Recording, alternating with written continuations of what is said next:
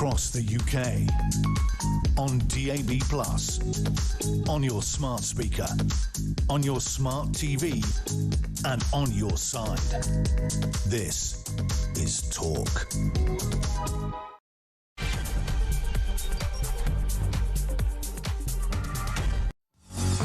Hello there, and a very good evening to you. This is Petrie here with you on Talk until 1 o'clock. And of course, at midnight, it is your chance to talk back.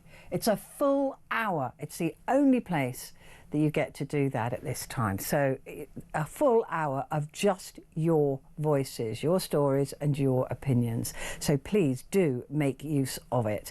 What I want to chat to you about at midnight is about young people, youths. So the under 25s. Jobless youths must get back into work or face welfare cuts, vows Keir Starmer. Now, can he really do that? Can he really cut the benefits for young people? What do those young people do? They don't all live at home. And a lot of them probably do have good reason not to be working. Not all of them. But at least some of them, right? Maybe some mental health issues, maybe some other issues. I don't know. But just to say I'm going to cut benefits, is that the right attitude? Look, a lot of people will be saying they shouldn't even be allowed on benefits. They've never paid into it. You know, if you haven't paid into an insurance policy, how on earth do you get a payment out? So we've got nearly 1 million young people now, 1 million under the age of 25, who are not working.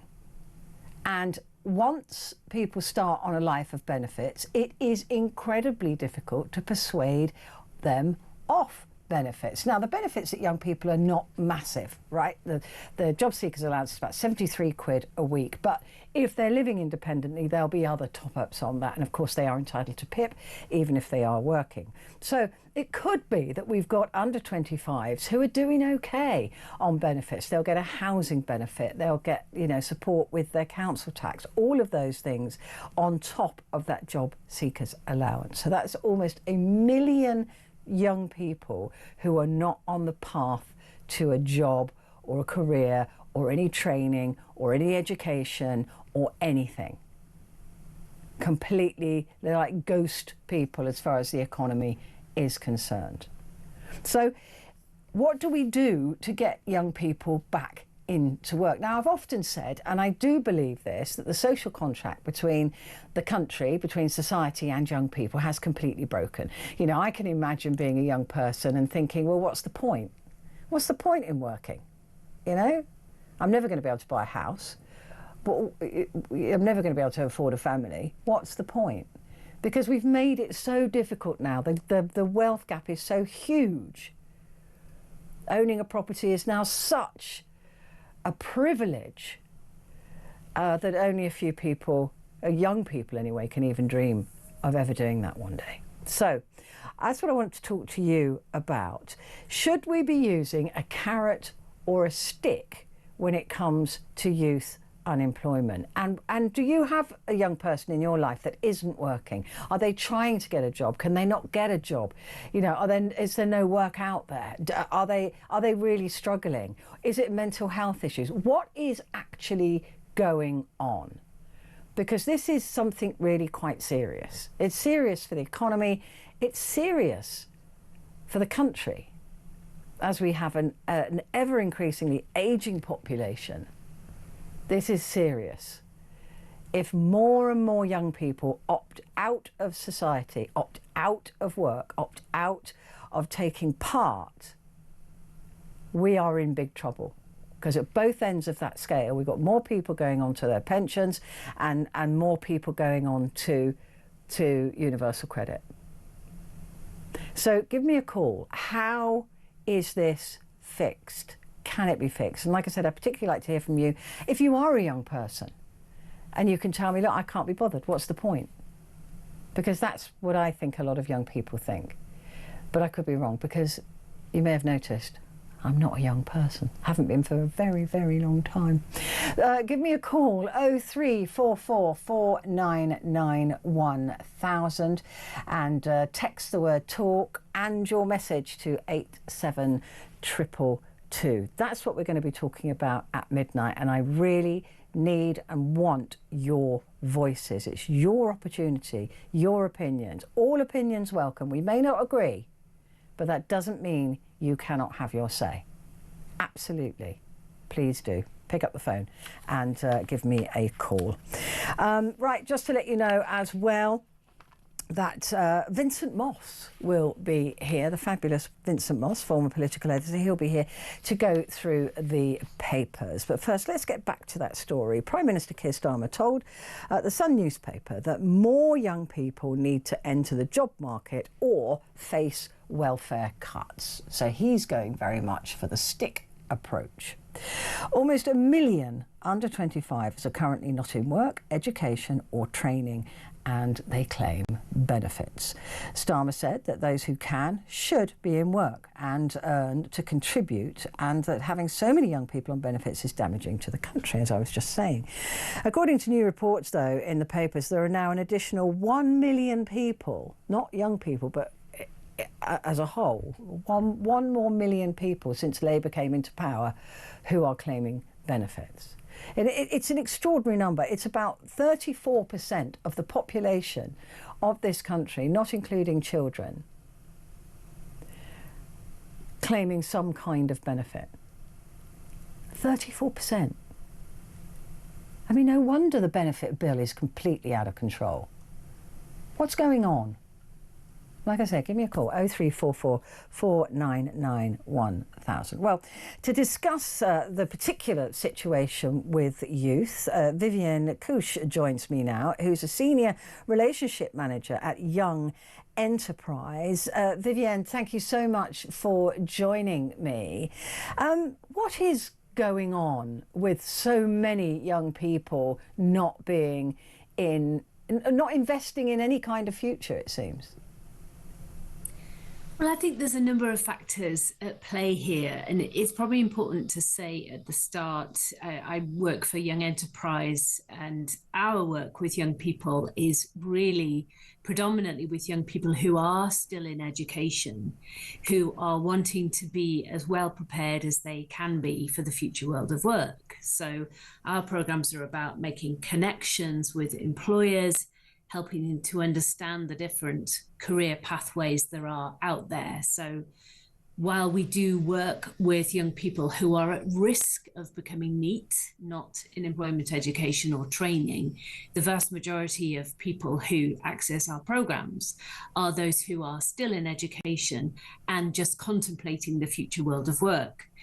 And I have to say, I think that for a lot of young people, you made a good point earlier about how unachievable it seems for many. What kind of job are they going to need that's going to pay the salary that they need in order to buy their first home, in order to have a family? It really is quite a scary prospect. And for young people who are confident, who are able to communicate, who have got perhaps a network around them that are going to help them make those first steps into employment, they'll probably be okay. Those will be the young people who won't end up becoming a NEET statistic.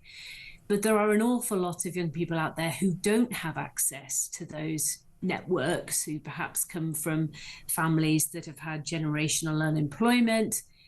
Perhaps there are other factors at play. So you indicated this before as well, mental health factors. We know that young people's mental well-being is more under threat than it's ever been before. And of course, young people who are neurodiverse or people who have special educational needs and disabilities. For those young people, the barriers to opportunity, the means of getting into work can be more challenging than ever. Which is why we at Young Enterprise our work is needed more than ever. And it's work that we do in partnership. So with employers, we strongly believe in the power of working together with government, with employers, with other charity partners to make sure that we level the playing field as much as we can for those young people who face the greatest barriers. What do you make of what the Prime Minister has said? You know, the whole, right, if you're not going to do it, we're going to just take your benefits away. I mean, to begin with, I don't think he'll be able to do that, but is that the right attitude? Is that going to convince young people suddenly that they've got to, oh, I better go and get a job then? Personally, no, I don't think that is on its own, I don't think that is going to be the right lever in order to achieve the change that the government wants to make here. I think that the reasons underlying the problem, why so many people are in that situation, is really multi-layered, and the single threat of removal of benefits is simply not going to be the thing that solves that problem. I think the government's youth guarantee, you know, we'll be very supportive of that, this idea that investment in skills, investment in apprenticeships, those are the routes to get young people into work. So we believe in taking a much more proactive approach, preparing young people while they're still in education so they're ready for employment and they're motivated about the idea of entering the world of work. I think it does take a lot of confidence to start applying for jobs. It's a very competitive market out there. So, you know, young people, I think a lot of them are really put off about what they can apply for, what they're likely to get in employment terms. And so that's why it's more important than ever for us to collaborate and work together to create opportunities for young people. And of course, our work at Young Enterprise is really about enterprise and entrepreneurship. So a lot of that, you know, we are, our nation is full of small and medium enterprises. So a lot of what we're trying to do is help young people to think about how they can create opportunities for themselves, you know, perhaps setting up their own businesses. The thing is that we often hear about young people these days. They don't believe, you know, they come from a world where if I want something, I can have it. So a lot of people enter the workplace believing they should already be management level, or that they're not very good at realising that you have to be at work at, you know, the same time every day and work 5 days a week. That they're a little bit spoilt, or their ambitions lie in being influencers, or, you know, these V qualifications, these vocational qualifications. You know, how many of these young people want to be plumbers or electricians or, you know, do vocational types of work?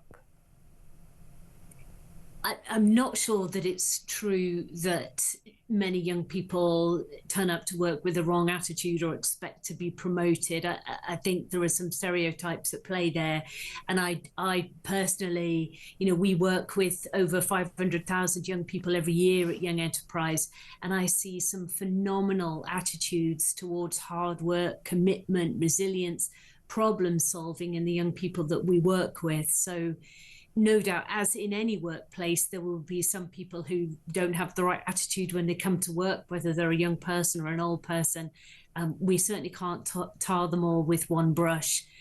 But I do think in terms of whether we should be pushing everybody to go down a university route, that everybody should be getting degrees, we certainly don't take that view at Young Enterprise. We believe that what's really important is equipping young people for their next step, whatever that is going to be. That might be university, if that's the right route for that young person, but it might actually just be getting the practical skills that they need to be in work. So being able to problem solve, to manage finances, to communicate, to work in a team, those kind of core employability skills are just so important.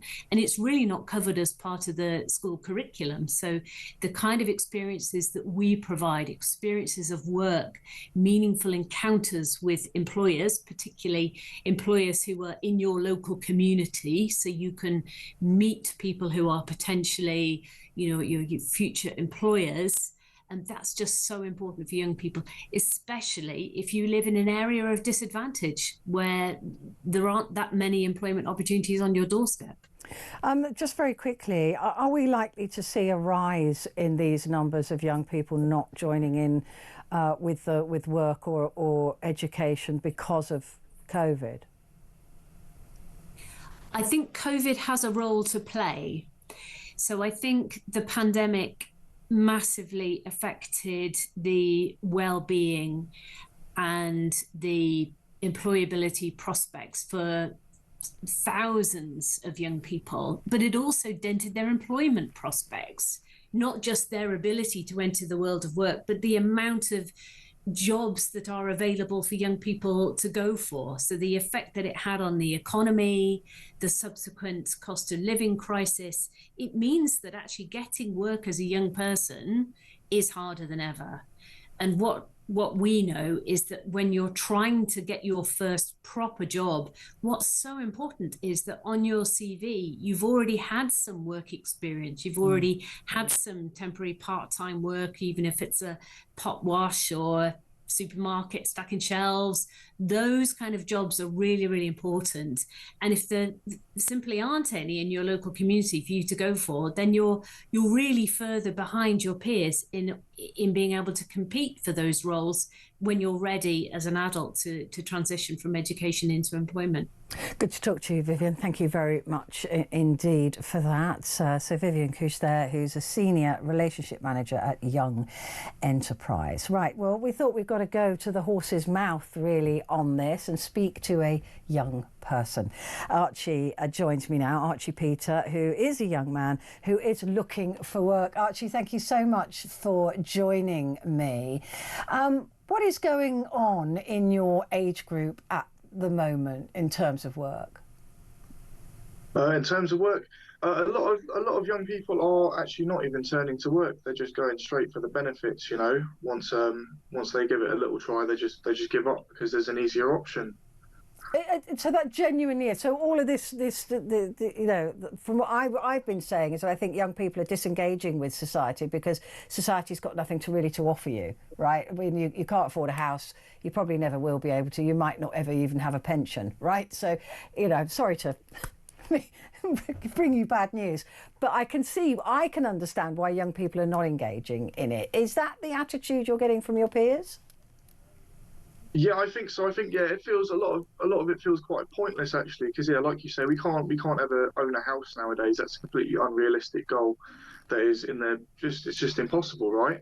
And a lot of people struggle, I think, to get really stuck into getting a job because we can't even get like a form of transport. We can't get a car because it's so expensive to get all the lessons and then to do your test and everything. It all costs money, and most jobs you're going to need a car to get to or transport to get to one place or another. Do you know what I mean? So it's not looking good for us, no. And so the attitude with your peers is, why should I bother? Yeah, pretty much. But it's getting harder and harder to try nowadays, especially for young people, because it's like you say, it's just going further and further down. Like we're being almost pushed away from that healthy working life. And we're being put into this box of comfortability where you're told, oh yeah, go to school, go do this, and you'll be fine, right? And then they all go through school, they all do their education, and then there's no job for them waiting at the end. It's just harder and harder. Is there no job, or is there, because if there weren't benefits, right, let's just say for a moment that Keir Starmer followed through, which he never has done, so I wouldn't worry about it. Yeah. You know, if he did follow through on taking benefits away, a lot of people will be phoning me later and suggesting, well, they'd soon get a job then. You know, is it that it's the wrong kind of job, or it's a job people don't want to do, or are they too low down? You know, working behind a bar, you can always get a job like that. I've done loads of bar work. Yeah, so I think for a lot of people it depends on like how you are as a person. A lot of people nowadays are neurodivergent, I think the right word is. I've got ADHD, so I struggle to sit still. So I don't think I could ever work an office job or a job where I have to do one thing and one thing only. It's like I like to be on my hands, on my feet, working, being in nature, things like that, right? And a lot of people, I feel like, struggle to sit still nowadays. We've had quite an increase in ADHD, autism, all of those things. So it makes it harder, especially if, you know, some people aren't very people orientated. So working an office job or being a bartender isn't so easy for them, and especially nowadays. And sorry, What else was there? Yeah, no, just saying that there are jobs out there, but are they the wrong jobs? Are they jobs that people just don't want to do? Yeah, I think there's a lot of jobs people don't want to do, actually. Yeah, I'm agreeing with that. And I feel like there are less jobs than when I was younger now. Do you know what I mean? But I feel like people got more picky as well at the same time. And it's harder for some people to do certain jobs. Like I could never do an office job. I could never do a sales job because it's not in me. I can't sit still for that long. And I struggled with education quite a lot because of that. They put you in a room and they tell you they're trying to train you to be good at it, but it never worked for me. Yeah, I have a son who's a fidgeter and like you, and he needed to be doing a hands-on job, and luckily he's found one that he likes. But yeah, I think education does not serve people, actually, and I've said that for many years as well. It's a sausage factory, and you're not a sausage. So with your peers, are they just saying, well, I might as well be on benefits. I'm not going to do a job that I don't want to do? So really, it's the easier option, or is it just the lazy option, or? I think for some people, it's definitely the lazy option. You know, I can sit on my arse and I can get paid for it. You know, a lot of people just grab that while they can, but I think for others, it's a case of, you know, not the right job or really just struggling to fit into a certain job. Because like some jobs, like working on a site, for example, it could be horrible. It's a horrible place to work because people take the piss out of you if they think you're weak, right? Yeah. And then even if you aren't, and even if you're trying to be Billy Big Bollocks, people still take the piss out of you and you still get shit for it, and then you have to be the bully. So it's a lose-lose. And most like people being back at school. Exactly. Yeah, I mean, so I understand that you are a landscaper. That's what you love doing. Yeah, that's right. Yeah, I love it. I love nature. I love being out, just working with my hands and, you know, reshaping the earth. I think it's a wonderful job. But have you managed to find it a full-time career in that? I haven't. No, I haven't. I found part-time work with a boss, or just a mate of mine through a band of brothers. Actually, it just gave me a number. I phoned him and I turned up and I worked. But you know, the work's not always there. He's got other things to do, and I'm sure I can find more work eventually, but it's a slow way there, isn't it? Yeah, well, listen, Archie, if anybody, I'm going to give you a little job advert now. So if anybody wants a keen young landscape gardener, get in touch on 0344499 1000. And if we do get anybody, Archie, we will pass them on to you. Thank you. And honestly, thank you so much. And thank you for being so honest as well, because it's good to hear you just being absolutely frank about what the situation is. And I wish you all the best of luck in your future career. Thank you very much. I appreciate it. All right, take care. Yeah, take care. We'll see if we can get you some more work. Archie Peter there, young man looking for landscape gardening work. So if you've got any, he's keen, he's young, he'll do it. Quick break, back in a sec.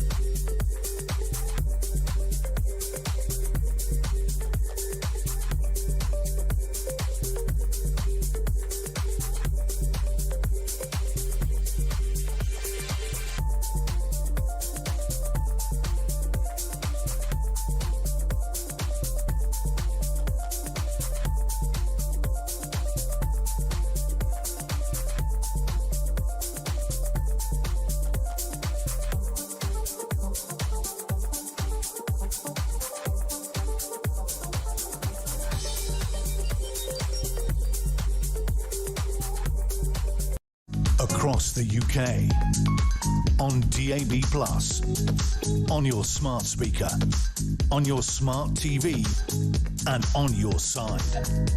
This is Talk. Hello there, good to have your company, and with me is Vincent Moss, former political editor, just talking there to young Archie. And honestly, having a son who's older than that, actually, but I do know the struggle that a lot of these young people go through, and they talk about, and the rent, and if they're renting, or a lot of issues. What did you make of what he was saying there about his peers? And a lot of them are just going, I can't be bothered, I'm not going to do it. It's really hard, and I know a lot of young people who are struggling. I think one of the challenges is a lot of the jobs that, certainly when I was younger, don't exist now. So a lot of us had jobs, Saturday jobs in supermarkets or paper rounds. Well, hardly anybody gets a paper delivered anymore. And I think the real thing I've noticed is when I walk home from the tube station, past about 20 bars and restaurants, and about half of them always had an advert in the window, staff needed, bar person wanted. They've all gone. I think a lot of that is to do with the rise in employer national insurance contributions, which has hit those sort of jobs. So a lot of those hospitality jobs, supermarket jobs, they were hit by the national insurance rise, so those jobs have gone, and they're crucial in helping young people massively important, get into the workforce and understand turning up on time and those sort of things. So the things that ease you into the workforce and you can then look for something better or something different have gone. The other thing I think that really hurts people is the huge cost of rents. I mean, I know London is the capital and the rest of it, but people are paying £800 or £1,000 for a room. Now, if you've got to take that out of your wages, you're probably quite low wages before you even start spending on other things. It's really hard. And you think, well, what's the point of working? If I'm getting sort of the equivalent of £24,000 a year, and I'm already losing at least £1,000 a month on just my room just and on bills. the room, but then you've got the bills and Exactly. Council tax and things like that. So yeah, and if you're on unemployment, at a certain point you can get housing benefits and things like that as well. So yeah.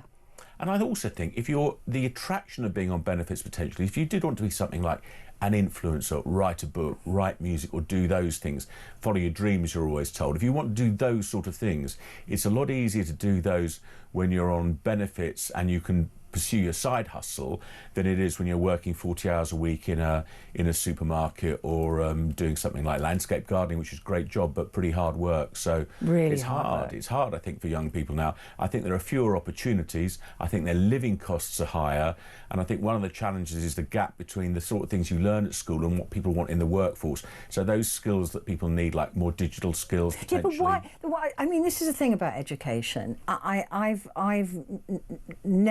never fitted into the box that education was. Terrible exams, too inquisitive for teachers. I annoyed them. I was often smarter than them, and I knew I was, right. But it still, I didn't fit.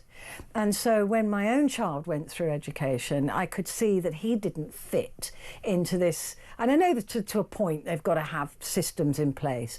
But just talking to young Archie there, if you are slightly neurodivergent, or you learn in a different way, and boys learn in a completely different way to girls do, but they're all in the same class together, it's failing so many young people. When my son got to, having to do physics and all those sciences, it was pointless. It was absolutely pointless. At that point, they should have said, right, he's going to be more in the arts. Let's move him to a more vocational, do film studies or something. Do you know what I mean? Rather than say you've got to do physics and biology. I think that's the thing, is that the vocational element, identifying what children or teenagers want to do and channeling them towards that and giving them skills to do those jobs. Exactly. I'm not just talking about bricklaying. I'm talking about things in the arts, in creative fields, like film studies, like photography, like all of those things. At 14, they could be shuffled off to do something more creative. Exactly. I think the other challenge they've really got, which you haven't touched upon, is AI. And if I was sort of 18, 19, 20, and I was thinking of being something like a copywriter or a graphic designer potentially even a journalist. Yeah. There's a lot of jobs that aren't going to be around because of AI. Even some jobs in the medical world where you might be looking at scans and things. Radiography, yeah, exactly. they're pretty much done for. So those jobs are going to go. So on top of all the other challenges you've got, low wages, coming out of COVID, the COVID generation, lack of suitable work, you've got also to think about AI. And if I do go down that career path, I mean, the good thing about landscape gardening is I can't quite see how AI is going to be landscape gardening. We're always going to need gardeners. So when Archie was talking to me, I was thinking, could I get him round to my place? It's not big enough, Archie, otherwise I would. It would only take you 5 minutes. But I also think that there are a certain number of young people who will just get on benefits and go, oh, this is all right, and not bother. It's not just everybody wanting to do, to do something else. It's a lot of people who don't want to do anything. No, and the danger with that is all the statistics show that is once somebody goes on benefits, even whether they're 50 or 19 or 20, very hard to get them off it. Yeah. And this burgeoning benefits bill, which is very hard for the government to tackle, I think some of the people that are on it, they won't say this, but really what they want to do is stop people going on benefits in the first place, because once they're on the benefit sort of path, it's very hard to get them off benefits. I mean, we are looking at now, almost, 50. I mean, although there are some people are working, so it's a bit of a skewed who are getting benefits. But if we're looking at 34 million people having some kind of benefit, there are 70 million in this country, of which there's about 15 million are children. We are looking at a smaller and smaller group of people paying tax to fund a bigger and bigger number of people claiming benefits. Yeah, I mean, one of those benefits is of course pensions. So, and there's a growing number of pensioners, and they'll be getting a lot. Million. Exactly, and that's been going up quite a lot in recent years. Yeah. And of course, the government's talking about potentially reversing the cap on reversing the pension triple lock. Yes, and also potentially doing a sort of reversing the cap on 2 children on benefits for children, and reversing that potentially in the next budget. So, yes, you're looking at something where the government feels it has to cut the benefits bill, but a lot of the indications are that, as you say, the bill is only going to go higher and higher. The bill's only going to get higher and higher, and it's soon there's going to be more people claiming benefits than there are working, or paying enough tax to cover that bill. Yeah. Which means that those people who are working and paying tax, the tax is going to have to go up to cover the numbers of people who, particularly as I was saying before, Vincent, you've got more and more young people not joining the workplace and more people leaving the workplace at the other end. So there's nobody to generate the tax to which is why there's an increase in immigration. Yeah, and when the government did try, Rachel Reeves, the Chancellor, tried to cut benefits by £5 billion, or to stop the rise going up by £5 billion, there was such a rebellion amongst Labour MPs, she couldn't do that. So it's very hard to see how the Chancellor and the Prime Minister will be able to get any significant cuts in the welfare bill past their own. I can't see it happening. I can see that if he tries to cut benefits for young people, there will be an enormous backlash. Yeah. But there you go.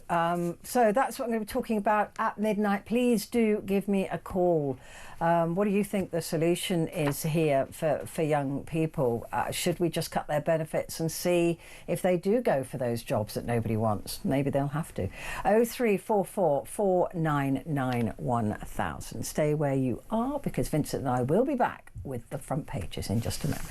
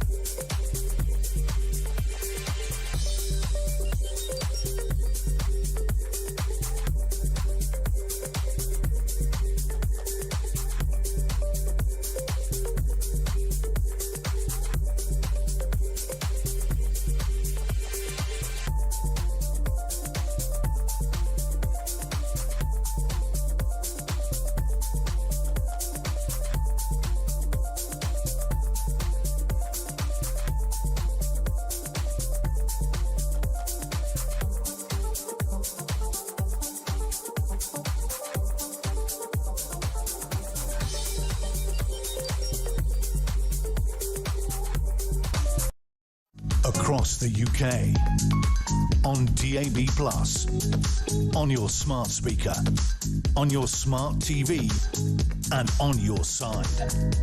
This is Talk. Hello there. It's good to have your company, and with me, I'm delighted to say I'm in good company, and that is with Vincent Moss. Thank you for being here. Now, the Sun newspaper, do you know what? I'm actually really annoyed, and so is Jana, my vision mixer, because this is the worst spoiler. If you're watching Traitors, and you're listening on the radio, I'm not going to announce who it is, all right? I mean, I know if you're watching, you can see it, but if you're listening on the radio, a traitor has been discovered, but I'm not going to say who it is because I really don't want to spoil it for you. It's spoiled for me. I think that's a very good point. I mean, a lot of people nowadays watch TV on catch-up. This is rude of the Sun to do this. Honestly, I'm a bit annoyed. But yeah, so I'm not going to say. I'm not going to say, we're going to skip past it. So there you go. Finally got a traitor, but I'm not going to say who it is. If you haven't seen it yet, I'm not going to be the one that spoils it for you. I'm sorry if you were watching and you saw that, but, you know. Let's move on quickly to the Times in safer territory where we don't ruin somebody's night. Okay. We talked about this many times. Prostate test from age 50 would save thousands. So this is just more evidence. This is a study involving a good number of men, 162,000 in Europe, found that offering regular prostate-specific antigen, the PSA tests, reduced deaths by 13% over 2 decades. That's remarkable, isn't it? Yeah, it is, and very good news. I mean, I think I may have mentioned before on your show that when I went to see my GP, there was a suggestion that it wasn't necessarily a good idea to have this test because there were false positives. But now the language is changing, and people are having the tests, and it does seem to save lives. So it's very good news. More and more people are doing it. I've just had mine done, and I think everybody else should, or men of certain age, should be going in and having them done. Any man over the age of 50, please, don't leave it. Just don't, because it is completely survivable if it's caught early. It's just one of those things. It's so stupid these days. Just go to your doctor and ask for a PSA blood test. There's no intimate, you know, there's no drop your trousers, sir, and cough. There's none of that goes on anymore. No, there isn't. Later stages. And you don't even have to see the needle. You can look away. You can look away. So please, I lost somebody very close to me to prostate cancer, and it was pointless. It was just such a stupid way to go. So please get that checked. And I'm glad to see this as well. I mean, there's been a lot of advances, though, hasn't there, in cancers recently, and certainly with breast cancer, where women are invited to go and have mammograms. I've just had one recently, and you're invited to go every couple of years. And they were starting to say, yes, but, you know, there are lots of false positives in that. But actually, a false positive is better than a false negative, and it's better to have that investigated and then be told you're okay than not be investigated at all. Yeah, and the GP, some of the apps now seem to be very good at nudging people when they're eligible for these tests, I think, and you get texts and reminders and all sorts of things. So while there's some sort of criticism about sort of mission creep, seems to me that some of the apps that the NHS uses now are pretty good at giving you a kind of text message or a nudge when you're due a test. I get a phone call nagging me to go for my blood tests. Yeah, and they're good. They are good. This story, Vincent, it's a big story. People are trying to make this a really big story. Rachel Reeves broke the housing law in renting out her family home. So when she moved into number 11, of course, her property in Dulwich was vacant, so she's renting it out for £3,200 a month, which she's allowed to do. Yeah, she's allowed to do it, and probably a good thing, because otherwise the house would be empty and it provides another bit of accommodation for somebody.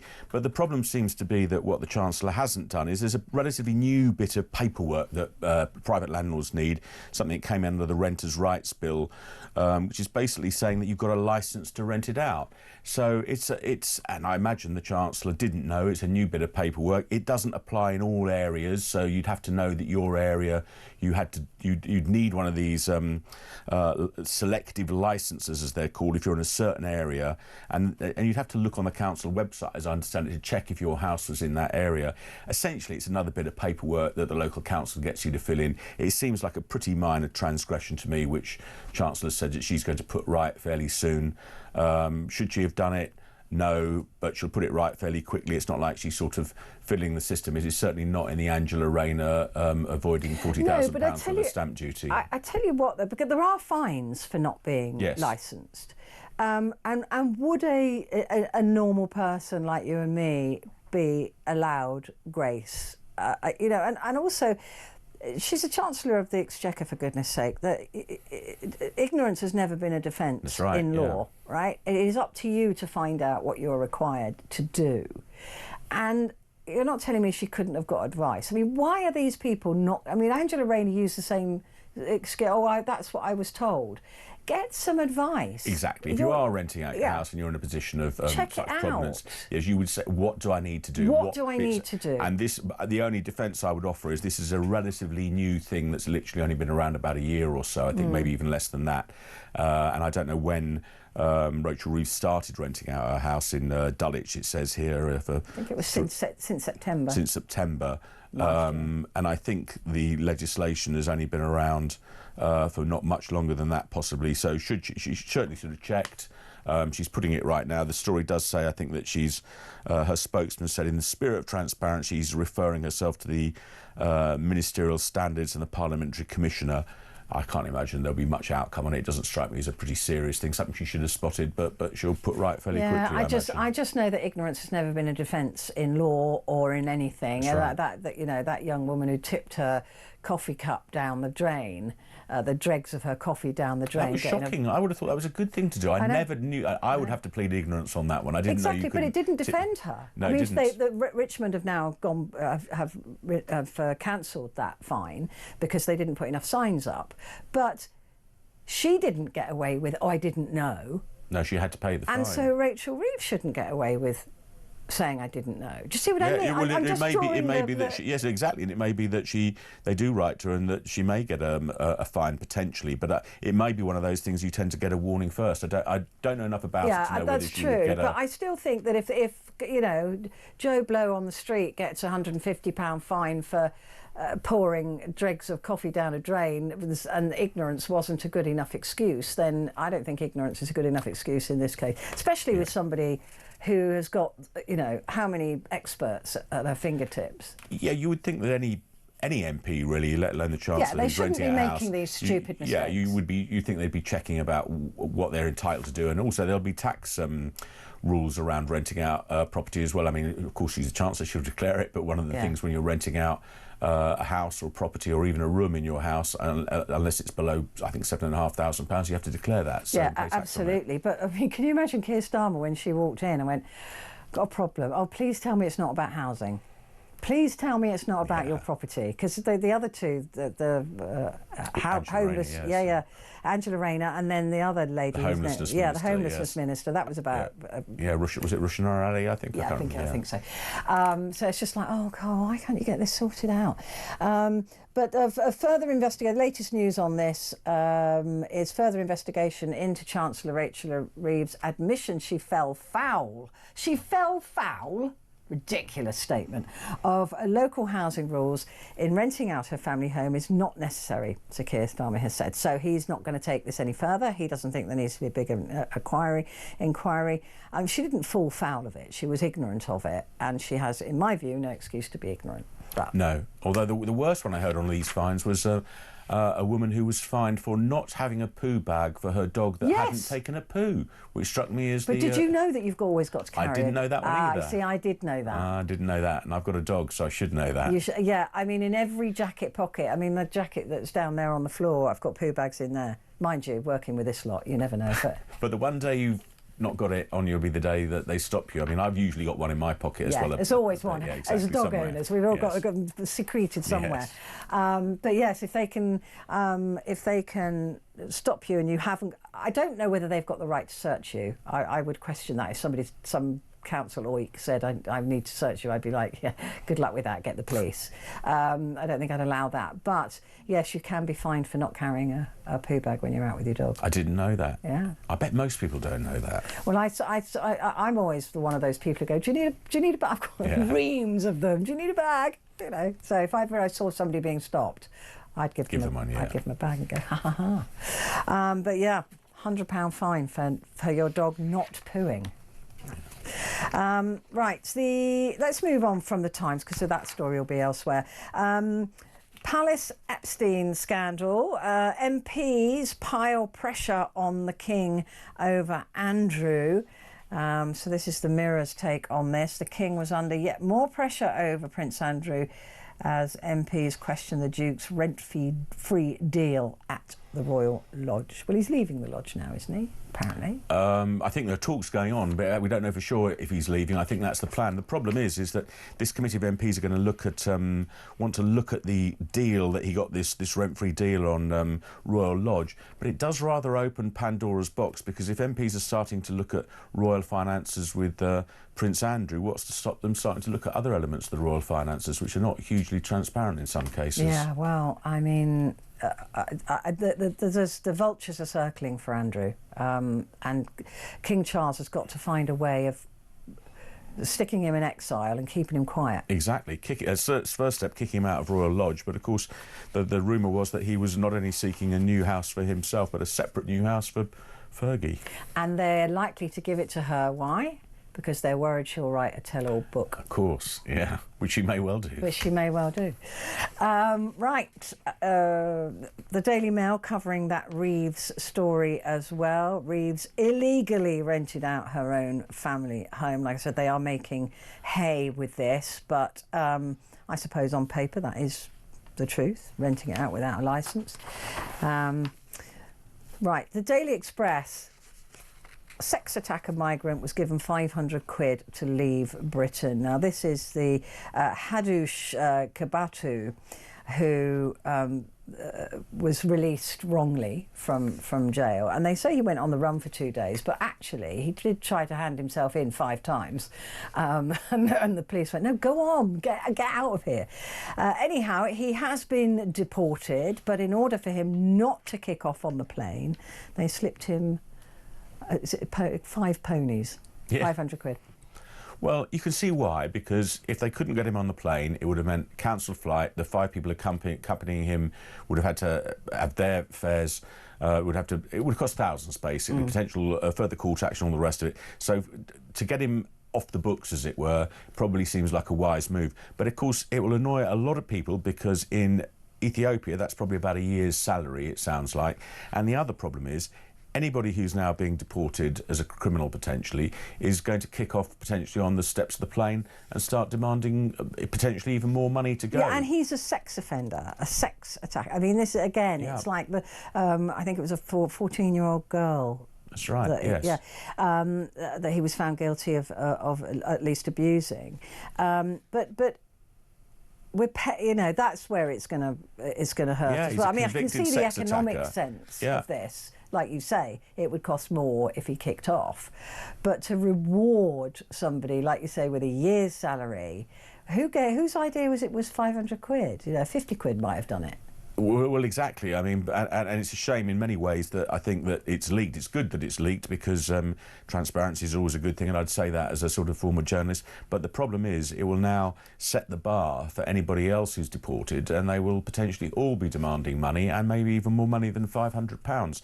So it's yet another problem, and there's been a day of really bad headlines, and they're nearly involving people who've come to Britain illegally and committed all sorts of heinous crimes. And this is probably the most egregious in many ways of them, but there have been a couple of other really serious violent crimes as well. So terrible, really. And it just keeps the whole issue of people coming across on boats and lorries and the rest of it at the sort of forefront of the political and sort of news agenda. Well, yeah, I mean, it's like, well, that's another incentive, isn't it? Go to Britain, and if they do deport you, they give you a year's salary. Exactly. So he's done rather well out of it. He has done rather well out of it. And it's interesting, because Sky News, they hopped over to Ethiopia. I think they were on the next plane, or even they went on the plane before him and were there when he landed to interview him. Yes. So he's probably getting paid for that as well. Well, I did wonder whether he was getting paid for that. So yes, it's yeah. He's. I hope that they're not paying him. No, but I think you shouldn't pay convicted criminals when they're talking about their crimes. I would imagine they're probably not paying him, but you shouldn't do. Yeah. But I'm sure Sky are completely above board. The I newspaper, Starmer signals a rise in basic rate of income tax to avoid austerity. And I'm going to tie that, if I may, Vincent, with the Daily Telegraph front page that says Reeves eyes 2p income tax rise. Yeah, it's a fascinating story. It came out of Prime Minister's questions, really, where Kemi Badenoch asked Keir Starmer whether he'd repeat his pledge he wasn't going to put up income tax, VAT, and he didn't use this. He didn't. When he was asked by her in July, he said, not putting those up, it's a manifesto commitment. But he used a different form of words this time, which has led to lots of speculation that there will be income tax rises potentially in the November 26 budget. And what the Telegraph is speculating is the one way that Labour could keep to its manifesto pledge, stick with me because it's a bit complicated, is that they could raise income tax by 2 pence in the pound, but also cut national insurance by 2 pence in the pound. So if you're a working person, you basically wouldn't see any tax rise. But if you were a pensioner or a landlord, you wouldn't benefit from the national insurance cuts because you don't pay it. So it would hit people who are people like landlords and pensioners more than it would hit other people. So the Telegraph is speculating that there could be a 2p income tax rise, but that could be balanced for some people by a 2p national insurance cut. And that's something the Resolution Foundation proposed in a paper that it had written. And the person there at the time was Torsten Bell, who, of course, is now at the Treasury and is writing the budget. So people think that he might be thinking of doing this as well. But either way, it puts income tax very firmly on the agenda and back on the table. However they slice that pie, though, they're still slicing it, and it still goes against their manifesto promise. I don't care what kind of messing around they do. We're not stupid. No, and I think it's such a big commitment by the Labour Party before they came into power. I would be surprised if it was if there was a big rise in income tax, because it would be a straightforward breach. Significant. It would be, and it would raise, but it would raise, I think, in the region of £8 billion. And the problem that the Chancellor has got is if her black hole is estimated to be anywhere between 20 and 40 billion pounds, it's a lot of these little tweaks that are being discussed and speculated on just don't raise enough money. And the truth is, if you really want to raise a lot of money, you've got to raise income tax or VAT or national insurance. Or all of them. Yeah. And that's the point, isn't it? That if it raises 8 billion, it's still people losing their money. And we're getting to the point, I've been saying this for a couple of days, where the Exchequer now is about to get more of our money than we keep because of all these other extra taxes as well. So that's going to add to the unemployment list, because people are going, what am I working for? I'm actually giving away more than I'm earning now. There is a tipping point, Vincent, where these keep coming back to us, keep taking more and more money. It just doesn't work anymore. And people are wondering about the point of work, and so people who get to certain points in their earnings, particularly if they're self-employed, where they don't want to earn beyond certain thresholds, which is bad for the economy because they pay too much tax. Yeah, I mean, it is literally getting to the point now where people are going, why am I working? If I'm giving more to the Exchequer than I'm taking home, then I don't. What's the point anymore? Yeah. And that is a very dangerous place for them to be. So that's the Telegraph. Let's have a look at the Guardian. Two-child benefit cap must go. You mentioned that a little bit earlier. That'll add about £3.5 billion to the tax bill as well, or to the. Yeah, and that does seem to be widely speculated on, that this two-child benefit cap would go. It would cost, as you say, a few £billion. And one of the ways that could be funded, that I think has been talked about, is potentially a big tax on betting and the gambling industry. So that could do that. But again, that's a big cost for the Chancellor, and she has to balance the book somehow. And she said the last budget was the last time she was going to do that. That was a once in a career. That was 40 billion, and now she's got to raise. It could be 50 billion. Exactly. And only if there's a slight adjustment in forecast will it go down to 40 billion. So it's a lot of money, and I think she's probably realised now that never say never and never say never. Well, sort yeah. of, because you just don't know what's going to happen. Stop lying at us. We're almost out of time, so I'm just trying to find a smaller story. There's no light stories around at all, are there? I mean, it's just grim, absolutely grim.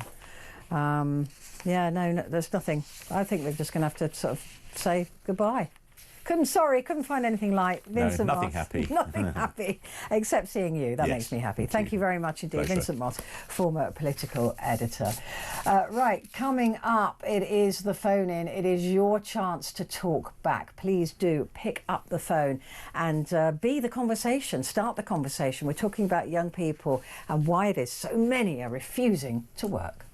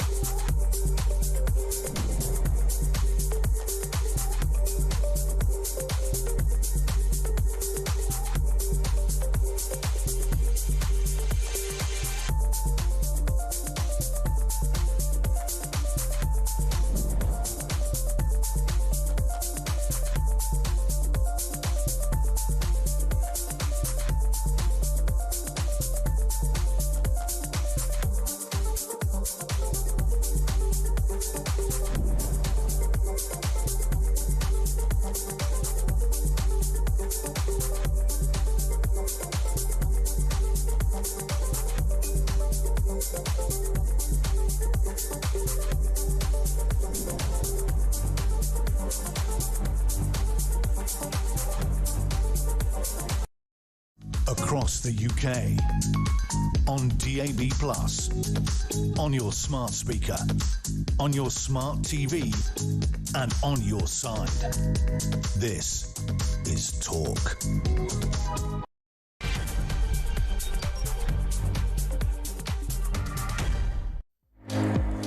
Hello and a very good morning to you. It is Thursday, the 30th of October, and we are discussing this morning jobless youths, because Keir Starmer has said jobless youths must get back into work or face welfare cuts. This is the latest from Keir Starmer.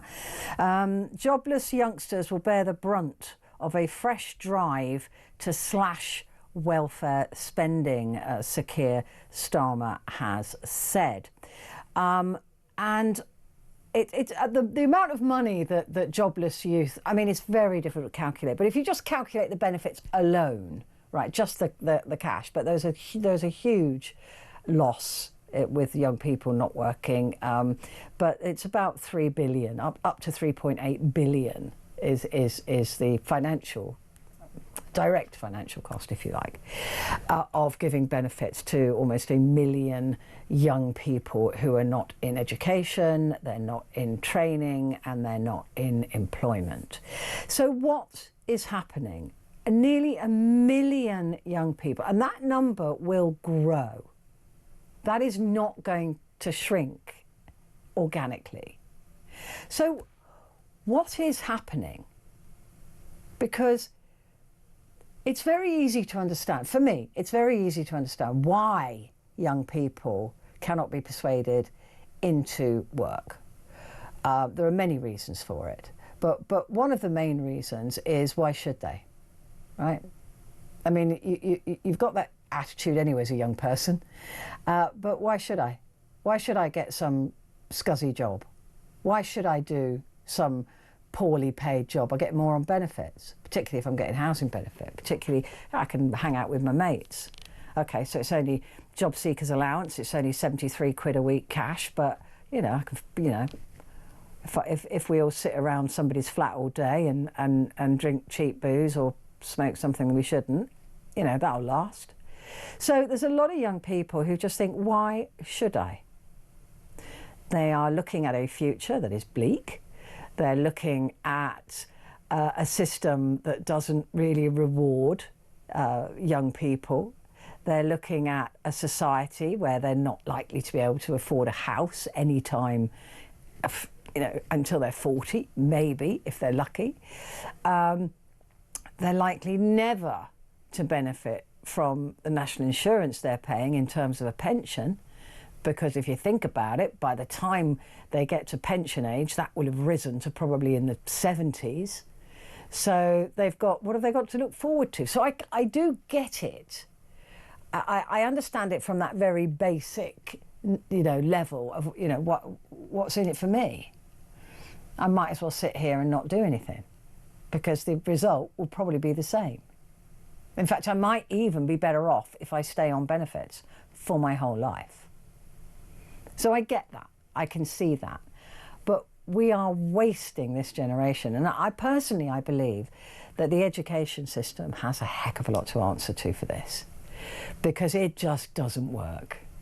It just doesn't. It tries to force every child into this very rigid form of education, that some examiner is going to determine your worth in society. Some stupid bit of paper is going to try and determine your skills. And I know that I understand as well that there has to be some system that can judge people and separate the wheat from the chaff, but it just doesn't work for everybody. I was hopeless at exams. I'm not saying that I'm the brains of Britain or anything, but I was terrible at exams. I just couldn't do exams. And yet that we didn't do coursework in my day, there was no such thing. But my work was good, but I just couldn't do exams. So I was judged on a set of exams, not on the person or the intellect that I had. And that's just me. And I saw the same with my boy.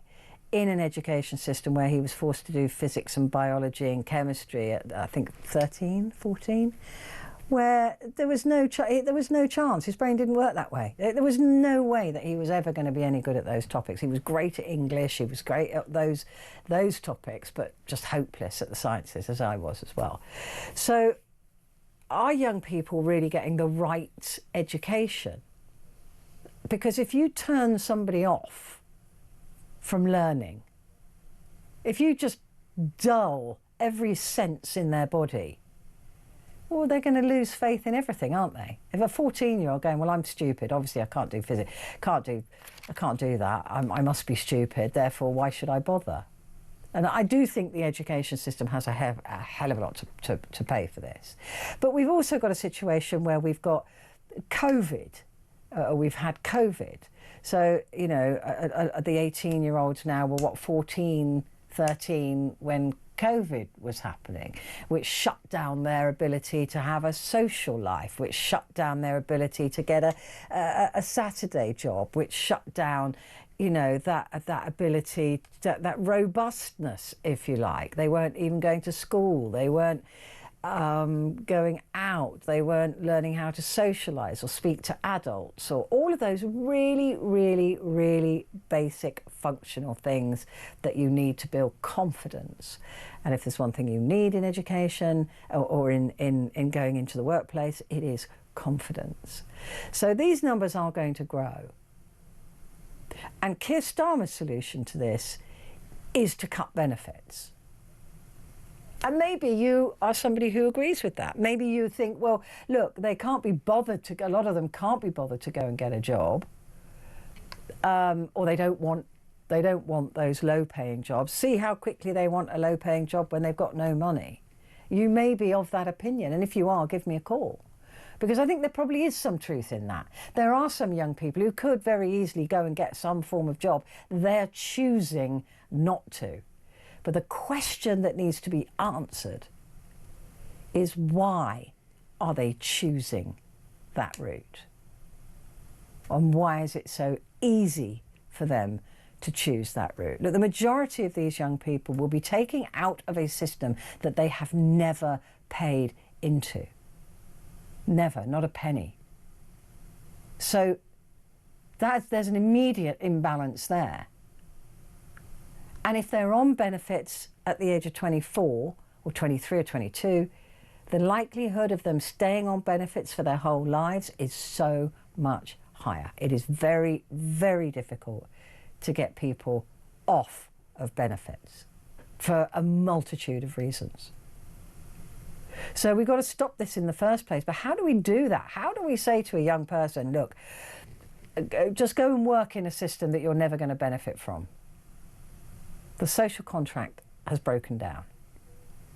And while I don't support young people doing nothing, I taught my son from a very early age that his mum had to work really hard to fund everything. I try and tell the dogs that when I go to work, but I'm not 100% sure they've understood that I need to go out to get treat money. But I do always tell them. But, you know, somebody's got to earn the money. And so I had a bit of a dip, but he's always been a worker. Works extremely hard now. But the other issue is, if you've come from a family that has been on benefits, you're more likely to be on benefits for your whole life as well, statistically speaking. So how do we break this pattern? Because if we've got so many people coming into retirement and you know, we've got a growing old age population. We have a huge, you know, pensioners at the moment are around about 13, 14 million, living longer, claiming pensions for longer. And there are more people joining the pensions every year and fewer people joining the workforce every year. That you can see how that doesn't maths, right? It just doesn't. I'm hopeless at maths, but even I can see that doesn't work. It doesn't work when you've got the older generation not working and you've got the younger generation not working. Who pays the tax of the future if we have more and more young people opting out of work? I don't know what the answer is. But I'd love to hear from you, particularly if you've got a young person in your life who's having trouble getting work, or doesn't want to work, or doesn't see why they should work. All attitudes and all opinions and all stories welcome in this hour. This is your chance to talk back, after all. 0344 499 1000. Do give me a call. Grace has called in London. Hello, Grace. Hi. Hi, how are you this morning? Well, I'm very blessed. I really am, but I am so ashamed of myself. I can't begin to tell you. And I have spent a lot of time crying about all of this, which is not like I'm expecting sympathy, because I don't deserve it. But it's not that I don't want to work. When I was in school, I was mocked for how hardworking I was. But honestly, the job market is a flipping nightmare at the moment. It may well be the case that some people are just choosing not to work because they'd rather sit around at home, but that's not my personal situation. I really have a desire to do something that's useful and contributes to society, and I'm quite stuck. Okay, so how old are you, Grace? I'm 33 now. You're 33. So I don't even count as a young person anymore. And this is a problem, because a lot of the programs that the government sets up, or that charities set up, are designed for young people. And so I can't get help from those things to get me into work. So before the criteria had broadened quite so much, I was diagnosed as being on the autistic spectrum 20 years ago, and then shortly after that developed an eating disorder, and they're very interwoven for me. And they are biochemically, there is lots of research into that now. And so I have found it pretty impossible to completely get out of my eating disorder, partly because being on the autistic spectrum means that one has rigid patterns of thinking and obsessive thoughts, and it's similar to OCD, biochemically similar to OCD. You can't kind of free yourself from these irrational thoughts in your mind. And at one point I was sectioned with my eating disorder. That is, I was put in an eating disorders unit against my will under the Mental Health Act, and stuck there for quite a while. And so following on from that, I'm aware that some jobs I would just not succeed at. I would just end up spiraling down again and end up costing the NHS more money, and I really don't want to do that. So I've been looking for any jobs that I can do, at least hybrid, partly from home, not all of the time in a job setting, because I don't cope, and I don't want to end up in the situation I was in previously, where I ended up being sectioned. But aside from the fact that I need something to be remote, or at least hybrid, I'm not expectant about anything being interesting or exciting or well paid. I have no hope of ever being a homeowner. I have no hope of ever having a family. I don't socialise. I don't have... People talk about millennials having lattes and avocados. I don't have those things. I don't have subscriptions. I don't go to pubs or clubs or bars or salons or holidays. None of those things. I really want to contribute to society and be useful, and I'm not getting all the benefits that you listed either.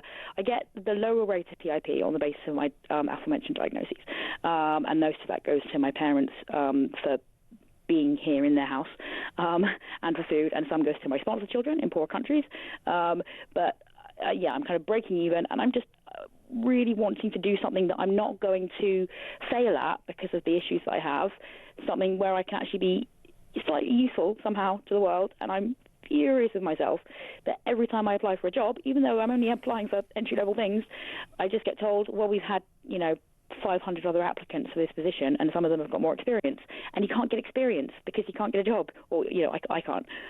So you're in this one is in this situation of applying for really basic things, but still being told, well, someone else has more experience, but I don't know how to get more experience. Have you ever worked? Yeah, I've done bits of things. I've done some childminding. I've done some tutoring. I had an internship for a while doing some kind of operational administration stuff. I had a brief thing in a kind of telesales role that I was able to do remotely. And I've done various bits of volunteering, and have a couple of volunteering roles going on at the moment. I previously have done lots of fundraising just independently, because I am so concerned about people in our world who are literally starving. So I've always been desperate to raise money for those people. But yeah, getting into long-term work is really difficult, and people who haven't been looking for work recently might not be aware how the job market is littered with various scams and things that make it really difficult to know what's a real job and what isn't. For example, if you go on jobs websites, there are loads of things that turn out to be cons or dead ends, and then things that are actual jobs, you're up against literally hundreds of people. And so I'm feeling just, like I said, furious with myself and a bit confused about but can you not continue to volunteer? I mean, it sounds like you've got a lot of experience, certainly in that field. But if you continue to volunteer and then, you know, we're looking for a job in a charity. I'd love to think that eventually doing some volunteer work will mean I have enough experience to succeed in one of my many job applications, but I don't know if I will. I'm just going around in circles, applying for things that I know I do have enough experience for, but still being told that other people have got more experience. And yeah, like I mean, have you had help with like putting CVs together, or you know, all of that, so that you know the right things to put on a CV and you know the right things to, because as you get older, going into those entry-level jobs is going to be harder because they're always looking for somebody younger. Yeah, they're looking for 19-year-olds. Yeah, I've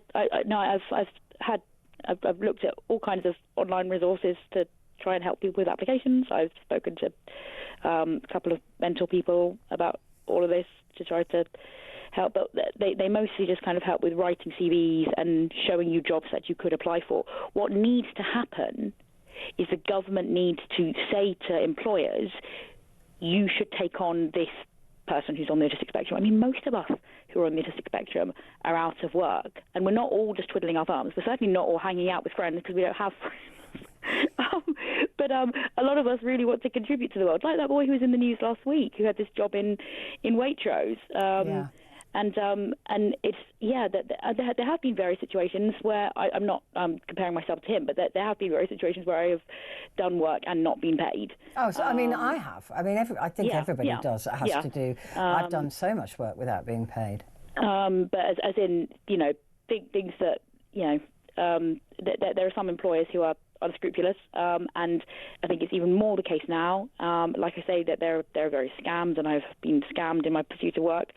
And like I say, I wish the government would really encourage employers to take on those of us who really want to work and to contribute, because just having people say this is how you write a CV and this is a job to apply for doesn't actually get one anywhere. I mean, I would just go back to volunteering as much as you can and let it be known that you're looking for a job. At least then you'll be out and you'll be busy and you'll be adding to your CV.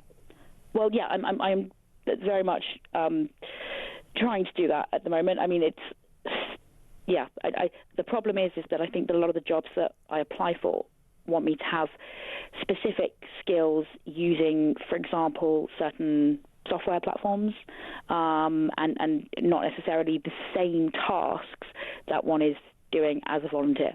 But you could always say to them, you've got to be a bit pushy here, Grace, and just say to them, look, I want to learn your systems. Oh, I do. While I'm here. And also there are training schemes through the Job Centre that will give you these computing skills that you'll need. Yeah. Well, I did a course last year in digital marketing. I'm constantly writing in my cover letters how eager I am to learn things.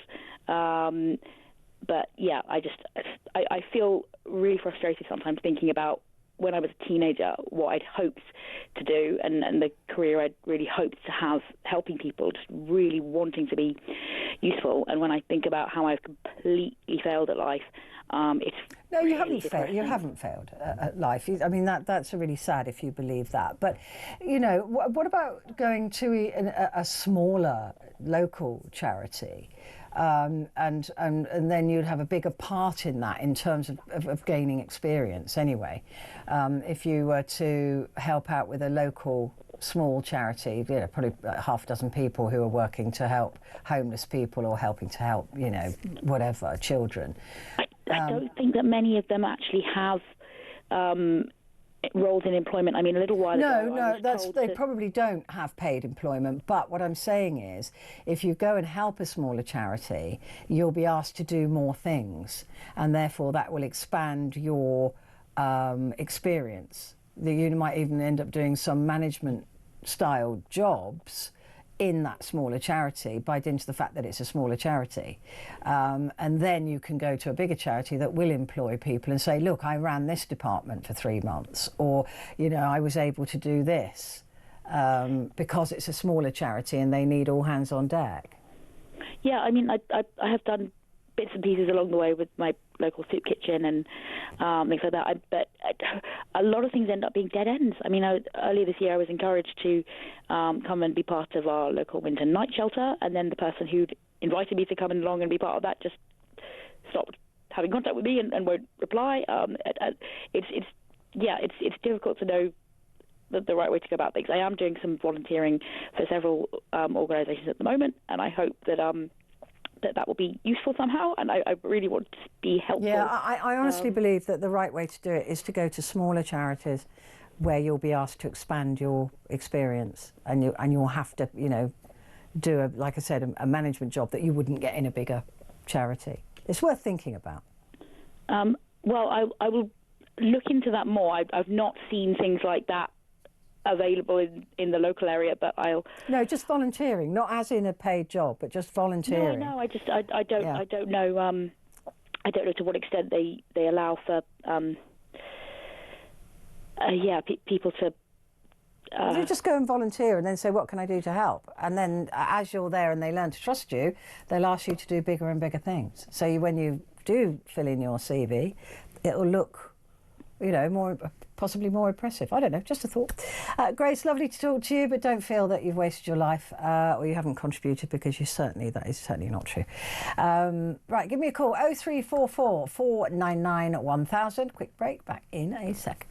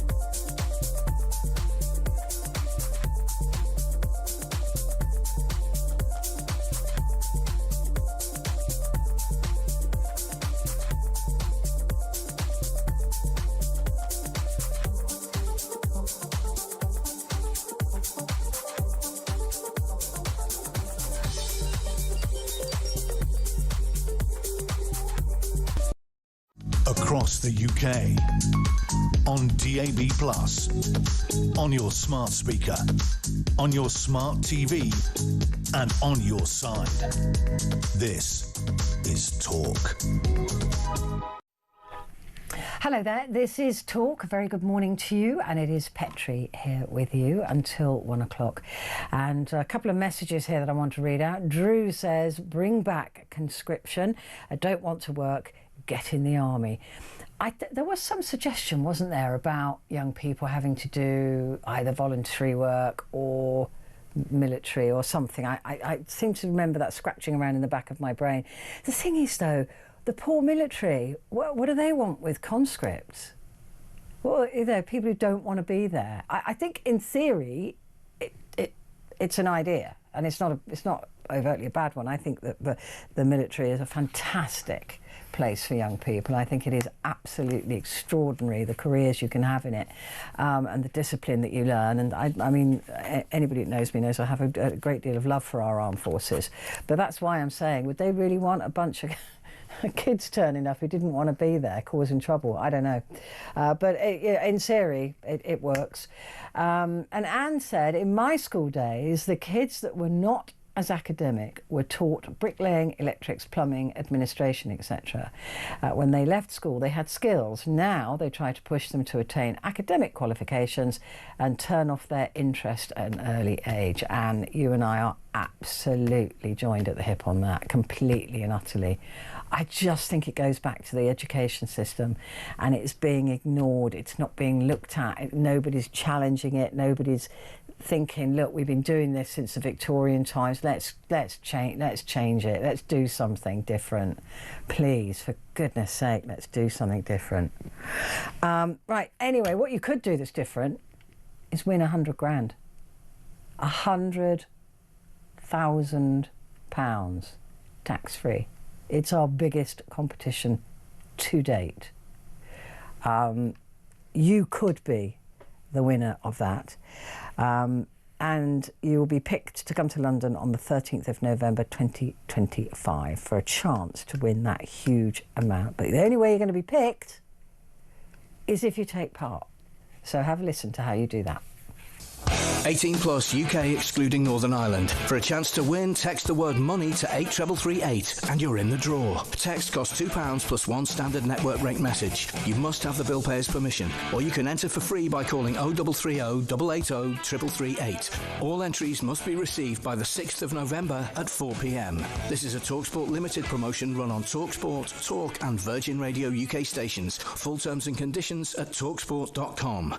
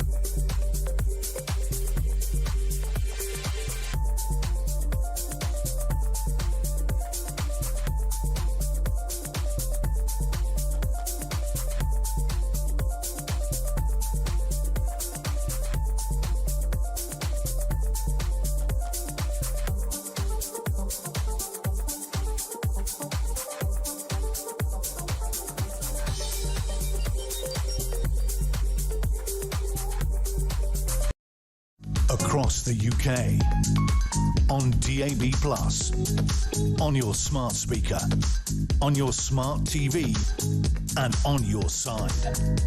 This is Talk. Hello there and a good morning. This is Talk and it is Petrie here with you, and we're talking about what is going wrong really with young people not wanting to go into work. Sheldon, lovely Sheldon from Swansea, phoned in early. He can't come to the phone, but he's left a message saying that low paid jobs lead to a lack of incentive. The youth can't buy a home, they can't go out, so why would they bother to work? I kind of get that. I totally get that. I totally understand why young people are not willing to join the workforce. They'll be paying into a pension scheme via national insurance that they are unlikely to ever get. That's just one thing. Are they going to have time to, the finances to have a family, buy a home, buy a car even, pay for insurance? I mean, everything is so expensive, we know that. But why would they bother? We've got to give them a reason to join the work. We've got to incentivise the young people, not flannel them, not fluff them, not cosset them, not cuddle them, none of those things, but a proper, real incentive to get into the workplace.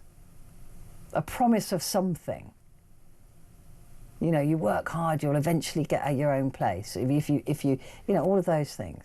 But at the moment, there's no social contract. Why would they bother? Why would they bother? Tristan, lovely Tristan, has called from Southend. Hello, Tristan. How are you? Hello, Petrie. Good morning. I'm really well, thank you. Yourself? Oh, it's always lovely to hear from you. Oh, bless you, my lovely. Before I begin, I'd just like to send my love and best wishes to Grace. Believe it or not, I've actually spoken to Grace in your very studio once before. So I know Grace reasonably well. I know her story. She's a remarkable human being, and I wish her every success. Yeah, she's lovely. I'm really saddened that she thinks that she's failed at life. You know, that's she mustn't. No think one like should that. feel She's like a that. winner. Yeah. She's a winner at kindness. Yeah. So I wish her all the best. Yeah, good. Thank you, Tristan. That's kind. Yeah, what I'd like to say is I think anyone who's been on a different planet will know my story. I'm registered completely blind, full stop. And I also have chronic epilepsy to the tune of at least 5 seizures a week. Wow. With these seizures, people think you have your epilepsy, your little fit, and then you're fine 15 minutes later. And it's completely wrong because every muscle in your body... Yeah, you're exhausted, aren't you? You are. It takes me about 3 hours to get over a seizure, and I have to sleep. You go straight to sleep. This is the thing. But I'll add in the graphic detail. You lose control of your bowel and bladder. So you can imagine there's a clean-up operation after. Oh, bless your heart. Yeah, it helps your viewers understand it.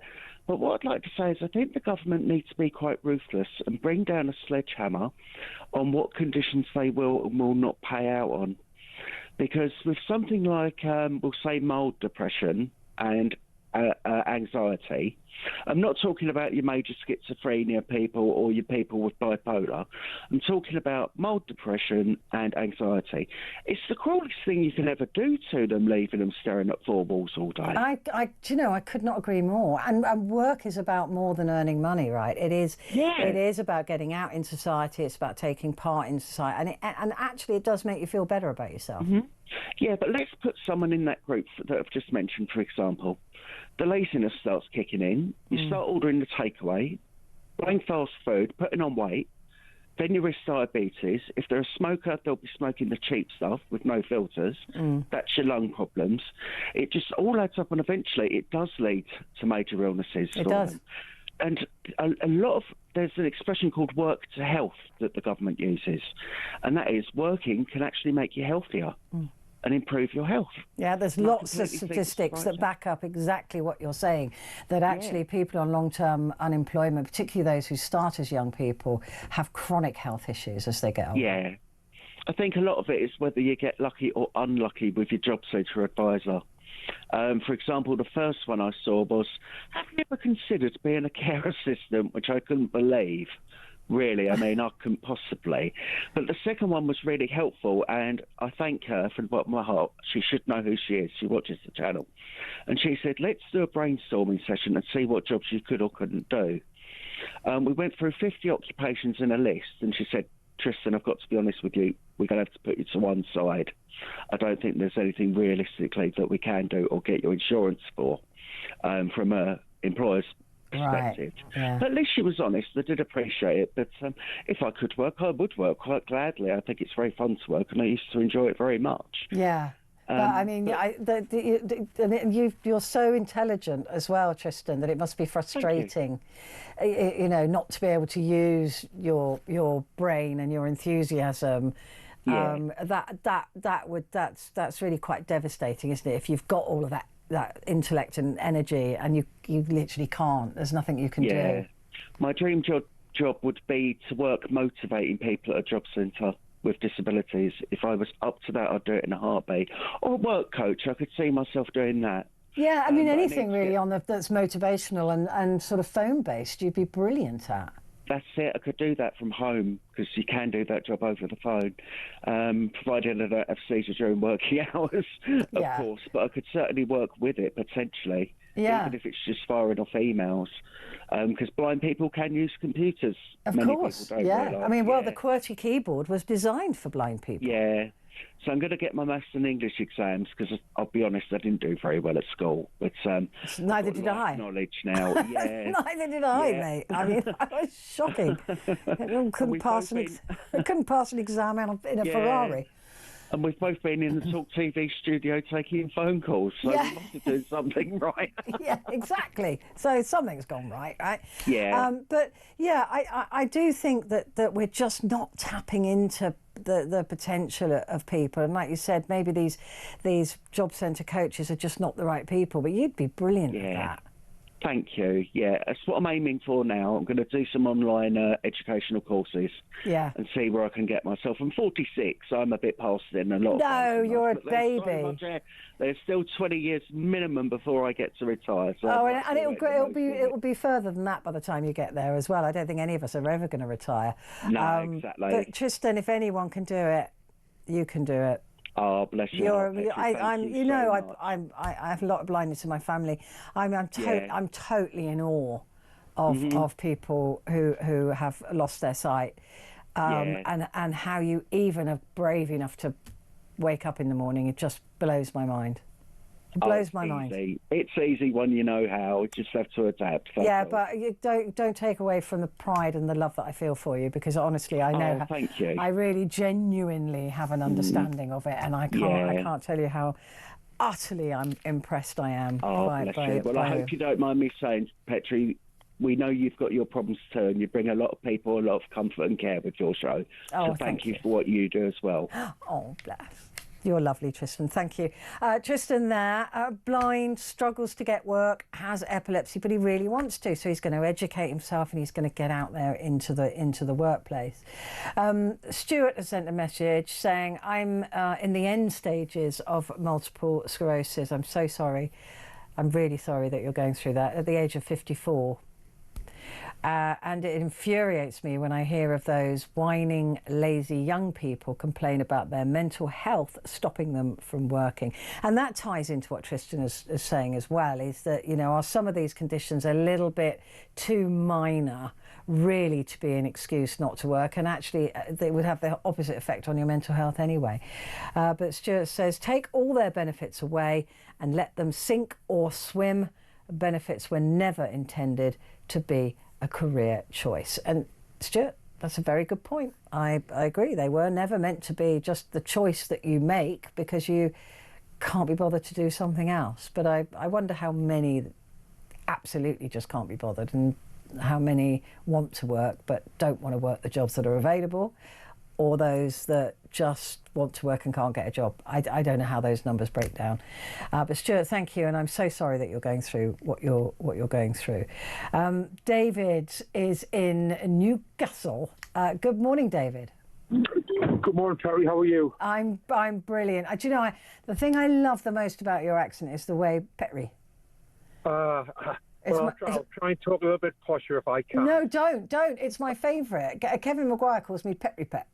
Petrie, what are you doing? Petrie Pet, I love it. It warms the cockles of my heart. So, David, tell me about these young people at the moment. What do you think's going on? I'm going to sound a bit harsh here, I think. It absolutely winds me up now having these young'uns who can work but they don't want to work. I'm 57 now. I started working when I was 16 in 1984. It's a lot of years ago, admittedly. I was going to work 6 night shifts a week for 31 quid. Wow. We've got a daughter, my daughter's 25, and she started working when she was 15, 16 in hospitality. And my wife and I were giving her a nice little allowance a month as well. But we said to her, right, Daisy, when you can work and you don't work, your allowance stops. So a lot of it, I think, the buck stops with the parents. You've got to drum the work ethic into the kids. Mm. My mum and dad did with me. My wife's mum and dad did with her. It's maybe not the job you want to do. I didn't want to. Luckily, I've had the same job for 41 years. But when I started doing that job, I didn't want to do it. I hated it. but I went because it was money. Yeah, that's the thing, isn't it? And I hear you, and I completely agree with what you're saying. Is that, look, I had to do jobs I didn't want to do. I left home just before I was 17. I didn't have any choice in that matter, and I had to get jobs that I didn't like and didn't want, and wasn't particular. Again, in hospitality, actually, thank goodness for hospitality, just so I could pay my rent. And then it took me a while to, work my way through a system, and then find my way to. I managed to go travelling, and it's a long, boring story. And here I am today. But yeah, and I had to do a lot of work for free at the beginning of my career. I wouldn't do it now.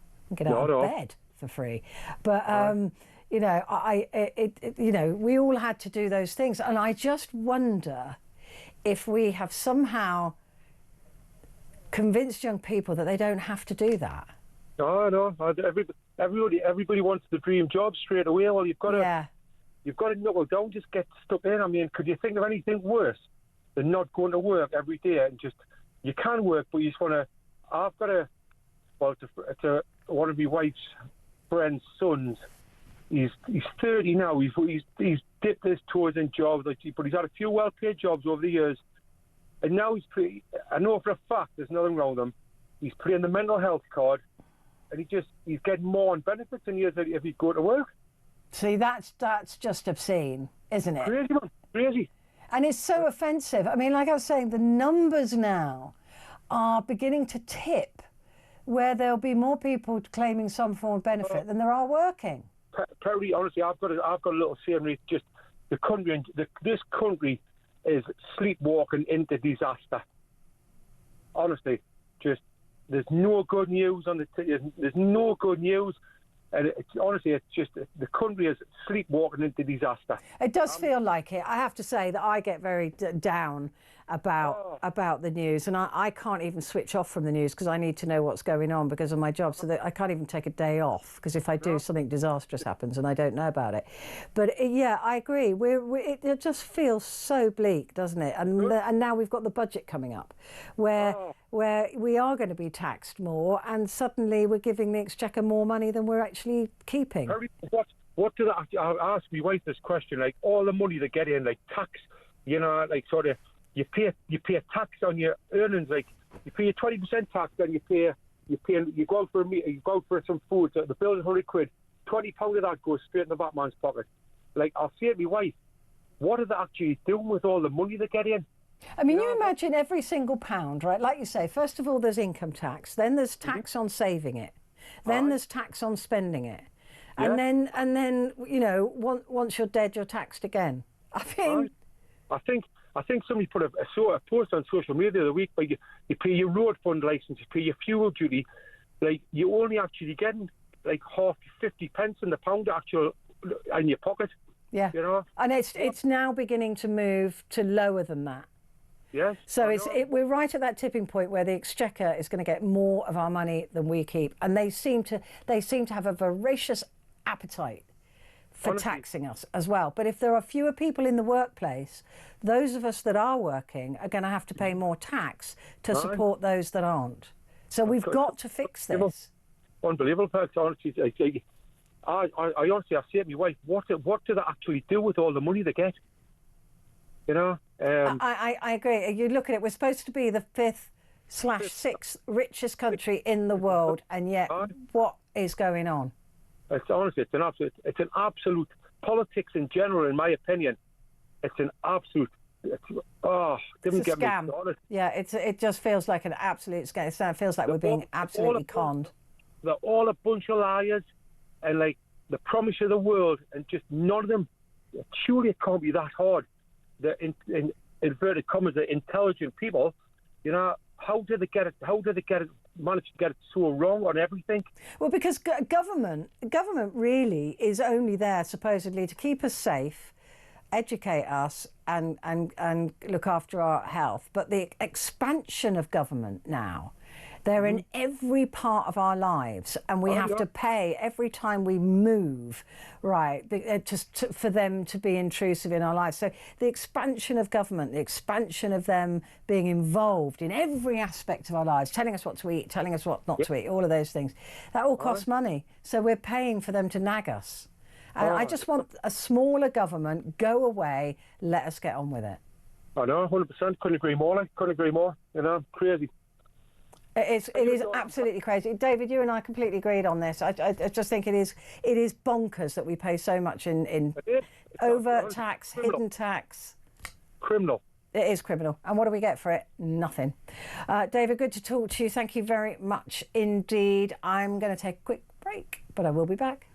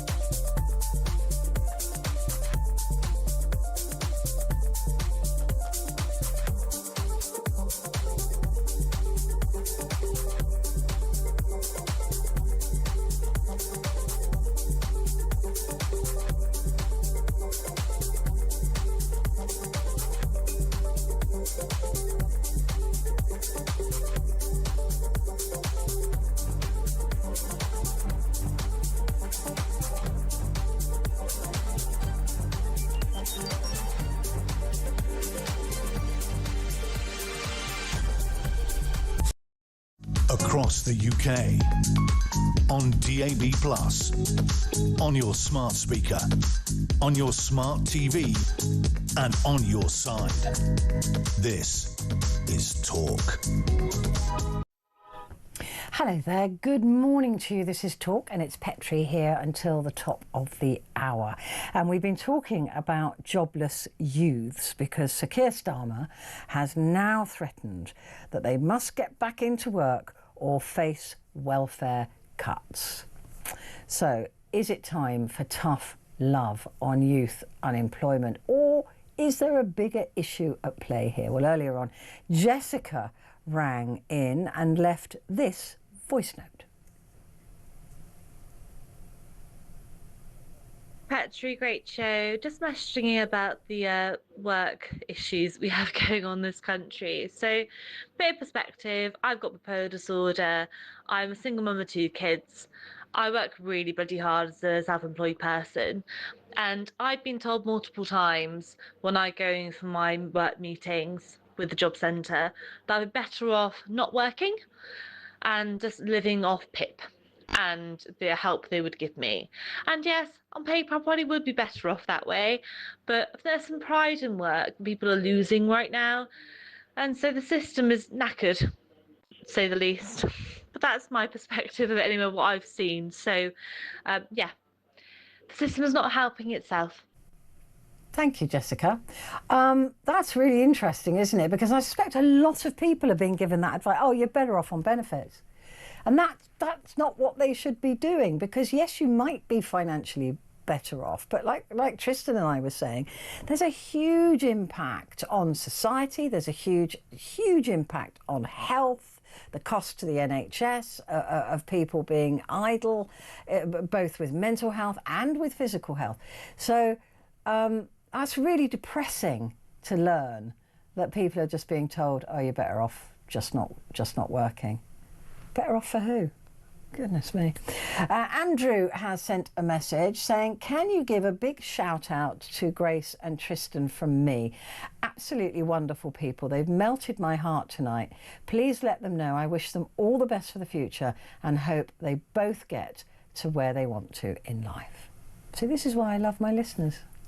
You're such a nice bunch of people, genuinely. Gary, another person who's a very nice chap, he says, I started on YTS, the youth training scheme, in the late 80s. We need more of that. Start with skills that actually matter. Align education and apprenticeships to what jobs are needed, like Switzerland does. 90% of their youth snag certifications through paid on-the-job training, slashing unemployment. I think we should return to this style, and that's Gary in Glasgow. Completely agree. We've got to align it now. We've got to say, right, what skills are we missing? Why are we getting all of these, migrant workers to come in and do these jobs when we can train people to do them here? Solve two problems at once and just make a list every year. Right, we're short of hairdressers. Right, we're short of lawyers. We'll never be short of lawyers, will we? We're short of bricklayers. We're short of, cameramen and women, whatever. And then train them accordingly. It doesn't seem like rocket science. It really doesn't. And yet, somehow, it is beyond the wit of any of our politicians to even think in that direction. I don't understand why. Luke. Good morning, Luke. How are you? Hi, good morning. It's nice to speak to you, and hopefully I'm one of those that you love of your listeners. Of course, Luke. Of course. Hey. I honestly, I think you're all fabulous. I love you. Yeah. Well, look, I keep hearing people talk about youth unemployment, and the truth is there's lots of jobs out there for those who are genuinely willing to work. I see it every day. The problem isn't always a lack of opportunity. Sometimes it's a lack of drive or guidance. For me, what young people really need is encouragement. They need someone to show them how to show up on time, take pride in what they do, play the long term, not the short term. And even a small job at first is that not as a last, but initially start off in cleaning jobs, warehouse jobs, hospitality trades, and so on. And they can lead on to bigger things as you show yourself and show your worth. And if you've got the right attitude. I can give you a live example. For example, today, speaking to someone who's got a friend who can't afford a laptop. I said, well, they need to get a job, and within 2 shifts they were to buy a laptop second hand. And they said, yeah, but there's no jobs. I said, okay. So I thought of a friend, I rang him up. I said, look, would you help a friend get a job? They said, yes. Basically, within 4 minutes, I got someone a job. As simple as that. Wow. I connected on WhatsApp, and then he's starting on Saturday. So, it can be done. You just need a few phone calls and get up and go. I said, look, don't look for a job, create a job, if necessary. You can be gardeners, lots of people, gardeners needed and things. I've obviously I found myself jobless myself in the job centre. Yeah, and you created a whole business, didn't you? Yeah, 353 people worked for me in the last 8 years. Well, wow. That's women, mums, and men, husbands, probably about 38. And we didn't advertise once. It was all word of mouth. Who do you know who needs a job? That's how it worked. Helping mums out to work. But it's about attitude and about looking beyond, beyond that benefit option or beyond the gatepost. You've got to look out the window and look at the opportunities.